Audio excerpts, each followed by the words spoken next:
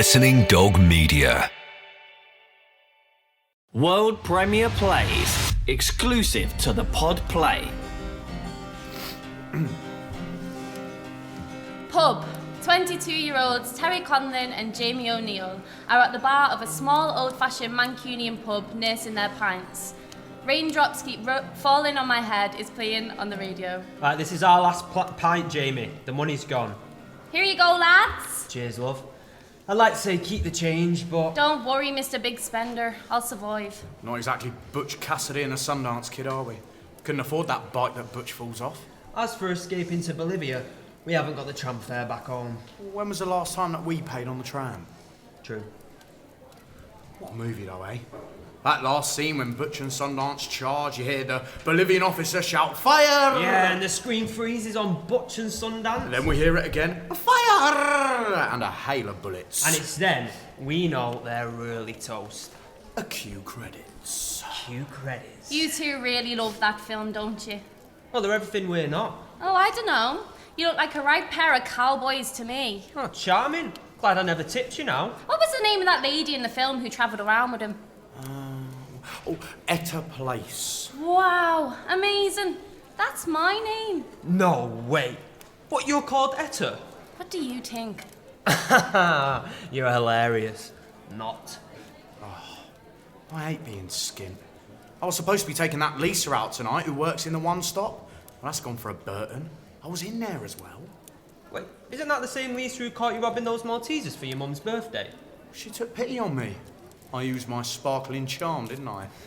Jamie takes out a small bag of Maltesers, opens and offers the bag to Terry, who accepts. Cheers, mate.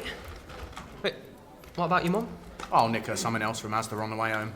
I'll get her a card as well while I'm at it. Oh, get her something off me as well, will you? Oh, of course I will, mate.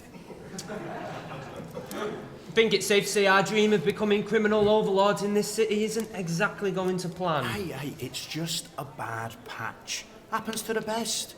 Sure, even Al Capone had days where he wished he could have swapped his machine gun for a sweeping brush or a postman's hat. A bad patch? We haven't had a good one yet. We're too soft. That's the problem. We need to toughen up and fast. We need to toughen up. You're the soft ass, mate. What about last week when we had that purse away off that old deer in Marks and Spencer's? When we were legging it, you changed your mind and took it back. Said you found it on the floor. Well, yeah, I know, but she looked like my gran. And she gave us a fiver for finding it. Yeah, not really the point, is it? That old guy, over there, by the window. Yeah, what about him? Blimey, I don't believe it. Do you know who he is? Surprise me. What, Father Christmas? Oh, come on, Terry. He's much more important than that. That is Tommy Keenan. Who? Tommy Keenan? Oh, come on, surely you've heard of Tommy. Ah, did he play for United? No, you dipstick. Tommy Keenan is the man who put the craze back on the train to London in the 60s. Tommy is a fucking legend in the Manchester underworld. My dad told me about him. When he was in the nick, the old heads would go all teary-eyed at the mention of Tommy's name. I swear even the old fella choked up. What? That's him? Honestly, he is the real deal, mate. Come on, let's go over, we'll have a chat. About what? Well, the story, of course, from the horse's mouth. How Tommy did it. Yeah, what if he tells us to piss off? Well, I'll charm him. I'll offer him one of my Maltesers. Alright, come on then. Hey, no piss taking. Who? Me? Yeah, man. Want to hear him talk, just behave. No worries, mate. No, I want to hear this just as much as you. Might even learn something, you never know. Right, come on, Butch Cassidy. Let's go say hello to our living legend over there. Hey, you two. We're dead fond of Tommy in here, so don't go upsetting him, otherwise we'll have a Bolivian situation. We clear? Yeah. Jesus. Even a barmaid's giving us stick. Tony Montana won't put up with this. Jamie and Terry head across to the 77-year-old Tommy Keenan. Tommy is sat beneath a window reading a newspaper and nursing a pint. His appearance still of that dapper gentleman in his suit, with now greyish silver hair and bright blue eyes.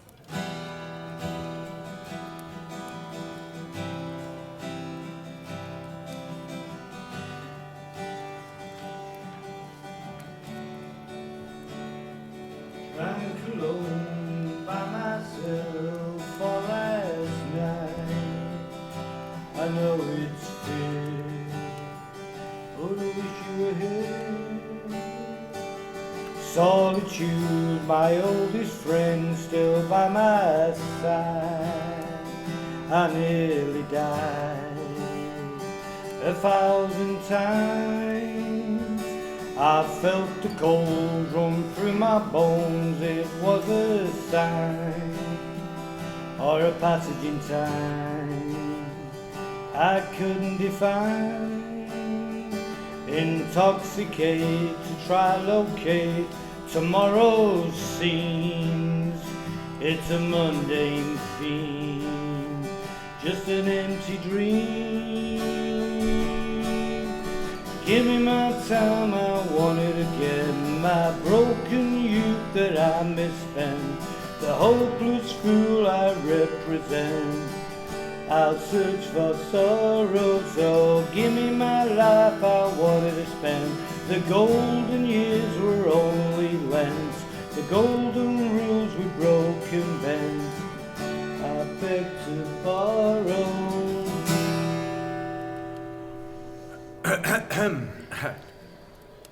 Can I help you, lads? Afternoon, Mr. Keenan.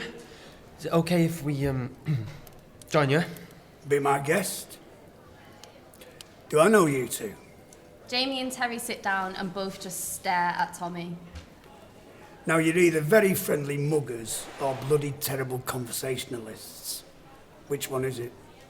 Oh, you're a legend, Tommy. Look, period. Would you like a Malteser? Tommy takes one from Jamie's bag. Much obliged. And Terry Conlan. My mate here, Jamie O'Neill. Ancoats, lads. How do you know that? Look out the window. Jamie and Terry do so. Oh, we're in Ancoats, aren't we? You don't say. Genius. Come on then, Tommy. Tell us how you did it. Did what? How you sent the craze home. Don't be shy now. No idea what you're on about, son. Everyone knows what you did, Tommy. Tommy pulls out a pack of cigarettes and starts to light one up. Well, you can't do that anymore, Tommy. You have to go outside, mate. You'll get in trouble. Tommy looks around the pub, but only Angela is present washing the dishes. You go ahead, Tommy love. Thanks, Angie. So, how many was at the train station, Tommy? 10? 20? 100? My old fella said there was everyone was armed to the teeth waiting for them on platform 4. They had baseball bats, knives, swords, knuckle dusters. I don't know. I wasn't there. Tommy, why are you being so shy about it? You should brag, man. Tell the whole world. Write a book. Hey, get Tom Hardy to play you in a film. Oh, yeah. Oh, go on, Tommy, please. Then we will leave you in peace. You're not going to go away, are you? No. No chance. I'll tell you what. You buy me a pint and I'll think about it. Jamie and Terry look aghast at each other. We're skint, mate. Yeah, having a little bad luck at the moment, Tommy. Financial difficulties. Only temporary, though. Big plans in the offering, haven't we, Terry? The best made plans. But, let's be honest, Jamie. We couldn't catch a cold, could we? Nah, it's not happening, is it? Couldn't hold up a can of beans, never mind a bank. We're looking for inspiration. We want to be more Butch and Sundance than Tom and Jerry. Learn a few tricks off a proper gangster, you know, someone like yourself. You being a legend and all. A smiling, if exasperated Tommy takes out his wallet and hands it to Terry, a £10 note. Go and get the drinks in. Mine's a pint. Oh, you're a star, Tommy. Hey, can I get crisp as well? I'm starving. Get what you want. Terry stands and heads for the bar. Jamie and Tommy watch him go. Just a wild guess, but I take it you two are not public enemy number 1 with a GMP. Well, the police don't know we even exist, Tommy. They haven't got wanted posters up, that's for sure. What? Are you masters of deception? Thieves of the night? Oh, no, we're just crap at being villains. Well, maybe a life of crime isn't for you. You ever thought about that? This city's a nasty place these days. It's very easy to get hurt. I mean, don't take this the wrong way, but you two couldn't scare a one-legged blind nun. Little bit harsh that, Tommy, but yeah, probably true. Yeah. Terry returns from the bar with 3 pints and a bag of crisps between his teeth. Right, it came to £10.10, but I put the extra 10p in. Too kind. Thanks for the beer, Tommy. Yeah. Cheers, Tommy, mate. The three clink their glasses. To the angels. Jamie, To the angels. Jamie and Terry look confused. Wait. Who are the angels, Tommy? The angels, son, are all those who we've loved in our life and are no longer with us. You mean family? Could be anyone you loved. No set rules. Mums, dads, brothers, sisters, friends, wives. Are you married, Tommy? Was. Oh, was she? Passed away last year. Sorry, mate. Tommy takes a photo from his wallet and hands it across to Jamie and Terry. Me and Alison on our wedding day. 20th of May 1968, St Patrick's Church in Collyhurst. The sun was shining. It was a beautiful Saturday afternoon. Oh, she was lovely, mate. Yeah, a real looker. Jamie hands back the photograph to Tommy and stares long and hard. She was perfect inside and out. Tommy puts the photograph back in his wallet. Right, you pair of rascals. What do you want to know? Everything. Tommy lights another cigarette. You sitting comfortably? Terry is munching on the crisp and offers one to Tommy, who declines. Bad for your teeth, son. December 1963. It all began with a meeting at the Midland Hotel. Word had leaked out from London that the Crays had their eyes on the north and that we were supposed to be their first port of call. Then on to Liverpool, Newcastle and finally Glasgow. Delusions are grand, you see. They had no idea what it was like up here. Who was at the meeting then, Tommy? All the Manchester bosses and our friends from across the Irwell in Salford. Did they all get on? Mostly. There's enough business to go around. The same faces kept the peace. Now, don't get me wrong, we had eruptions. There were many skirmishes, but it was an alliance designed so everyone made money. The Irish, the Italians, the Greeks, they all went along with it. And woe-betide troublemakers. Any newcomers or outsiders who chanced their arm and tried disrupting business, well, they never lasted long. Yeah, a quiet word was had. A quiet word and a sawn off to the head, son. It all seemed to do the trick. And if they refused to listen? More food for the fish. They ate well in the Irwell back then. So, what was your expertise, Tommy? I suppose you could call me a fixer. I fixed problems. What kind of problems, mate? Problems like the Crays. But I thought you said you wasn't at the station to meet them. I wasn't. But it appeared from stories I've heard since that everybody else was. Urban myth, lads. Pub stories. No, it was agreed that I'd meet them at the Midland and have a word to ensure their trip to our wonderful city was short and sweet.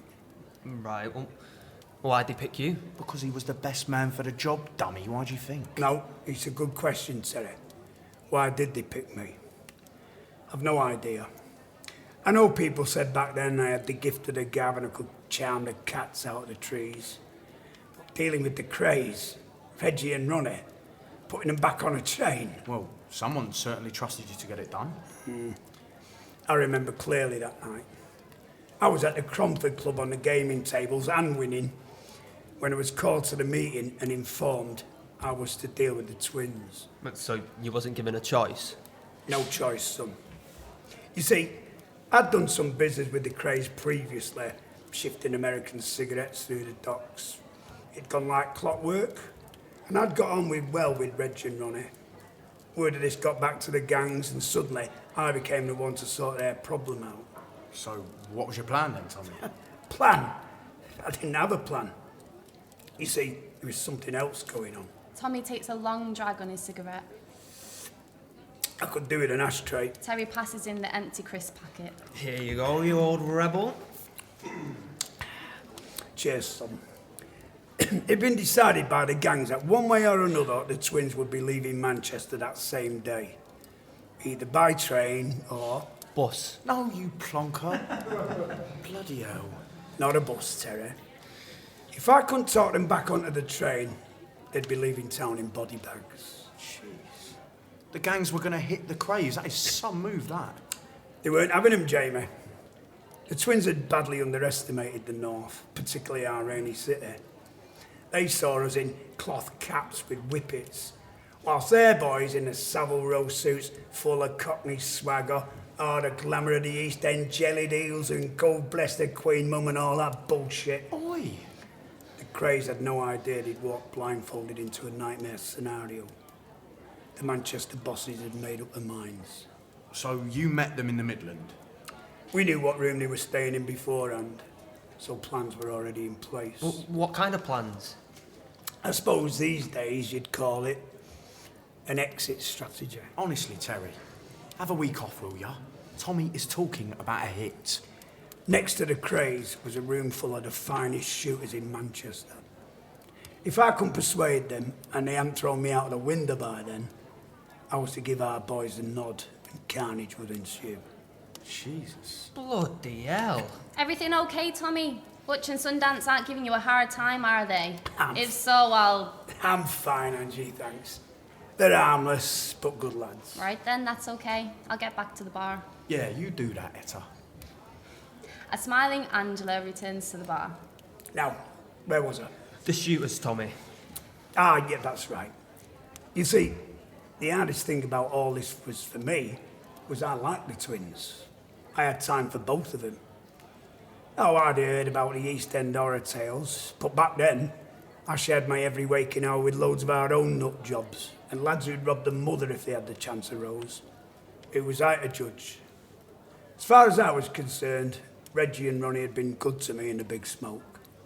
Nah, the whole thing didn't feel right, though I hardly had a choice, but small mercies. At least I was given the opportunity to save their necks. No pressure then. Oh, so if you managed to talk them onto the train, they'd live? And the penny finally drops. Well done, Einstein. That was a task in hand, Terry, son. Anyway, I knocked on, and Reggie invited me in like a long-lost brother. They were both still unpacking, but stopped to shake my hand warmly. And then after a few silent Hail Marys, I got ready to lay it out for them. What exactly did you say? They were a little suspicious at first and wanted to know how I knew they were coming. I told them you couldn't keep a Cray twins visit to Manchester quiet. It was up there with one from the royal family, Elvis even. Oh, they loved that line. Appealed to their egos. Oh, you must have been so bloody nervous, Tommy. You'll never know how much, son. They asked me if I was their welcoming committee, and I told them I was, in a manner of speaking, and that it wasn't worth unpacking. You can imagine how that went down. Well, I tried to break it to the twins gently, but there's only so many ways you can sugarcoat leave town or else. I said the air was bad for their health up here, and suddenly I could smell the sulphur. And what happened next? I remember trying to stay calm. I looked at my watch, told them there was another train back to London within the hour, and recommended they'd best both be on it. Then I'll never forget, Ron moved within inches of my face. His eyes glazed over like murderous slits giving a glimpse into hell. Choose your next words carefully, Tommy, he said, because it may be your last. Oh, Tommy. Right, can I just say, you are my new hero. Would you be quiet, Clothhead? Go on, Tommy. Well, I composed myself best I could. I explained how things had gone a little crazy since news of their visit had become known. Many powerful no's had been put out of joint to the extent both their lives were now in serious danger. Reg told me to keep talking, but what was worrying me is he was opening the window while doing so. Couldn't you just turn and run and let the boys next door do their stuff? You have to understand something, Jamie. I like the twins. I didn't want to see them blown all over the Midland corridor. I did as Reg ordered. I kept talking and I went for broke. I told them it was a lot more dangerous here than they thought. That in this city, we protected what was ours. Go home, I warned. Stay in your own manner. In London, you're viewed as kings. Up here, you're just a pain in the arse. By now, I had their undivided attention, as you can imagine. I continued on. I I told her no offence, but it was a different country up the north and reputations meant nothing, especially those with an East End postcode. And then... Then what, Tommy? I said they had a guardian angel who could get them home. Me. How'd they take that? Ron said he didn't believe in angels, and then so did Reg. Oh, no. Don't tell me they killed you, Tommy.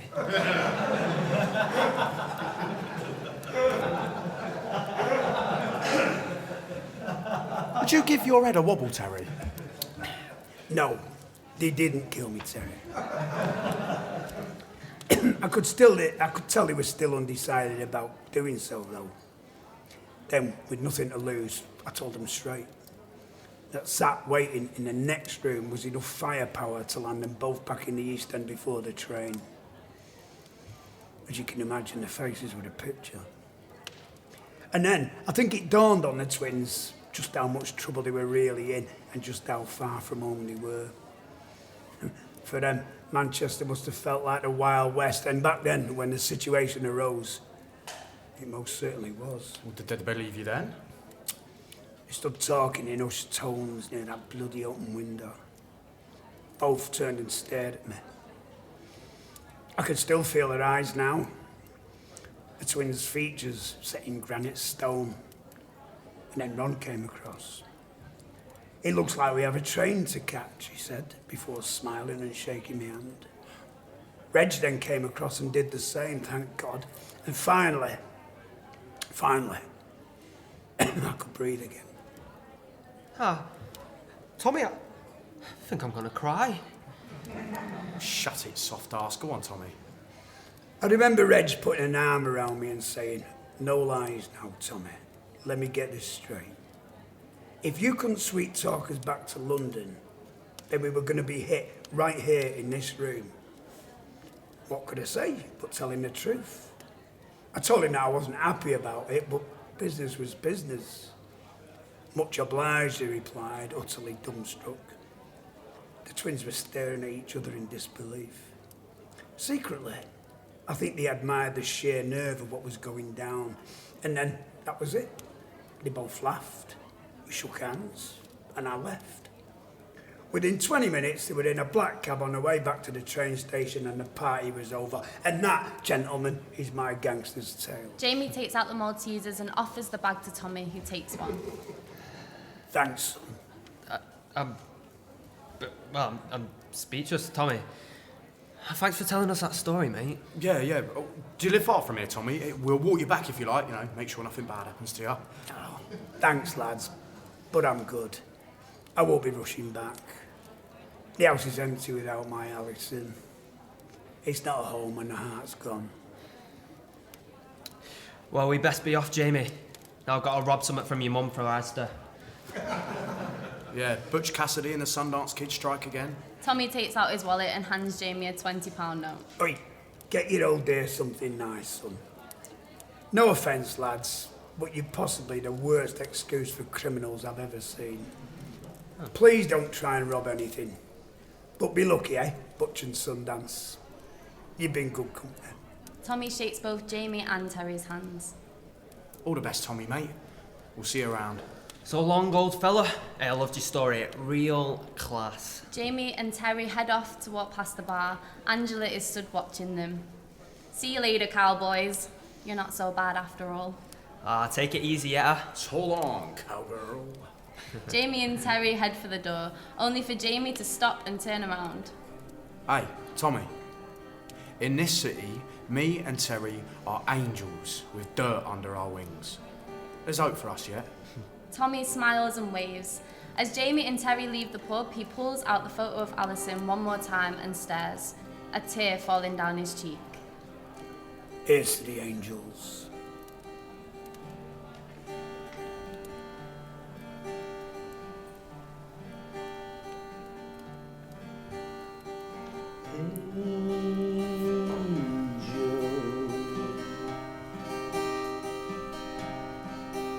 Please spare me,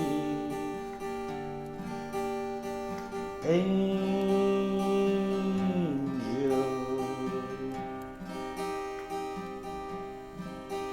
mold and repair me.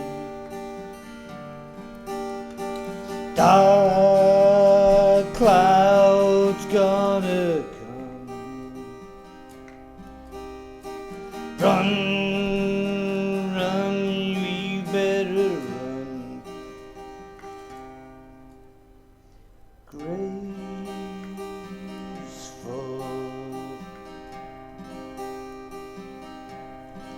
forever faithful,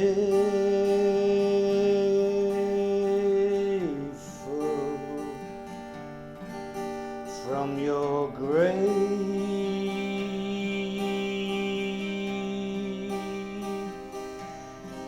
to the cradle.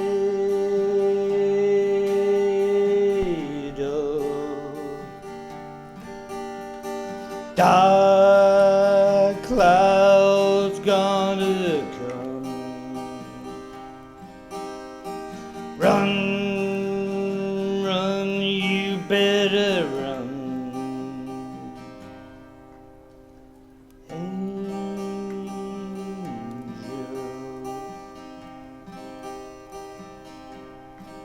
touched by an angel,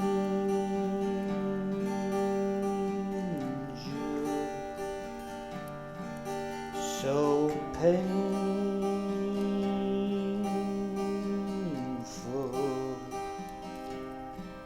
I couldn't save you. Dark clouds gonna come. Run, run, we better run. Angel,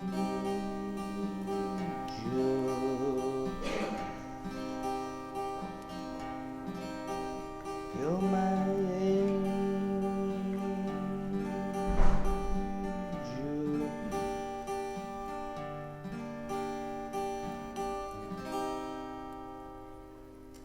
Gangster's Tale.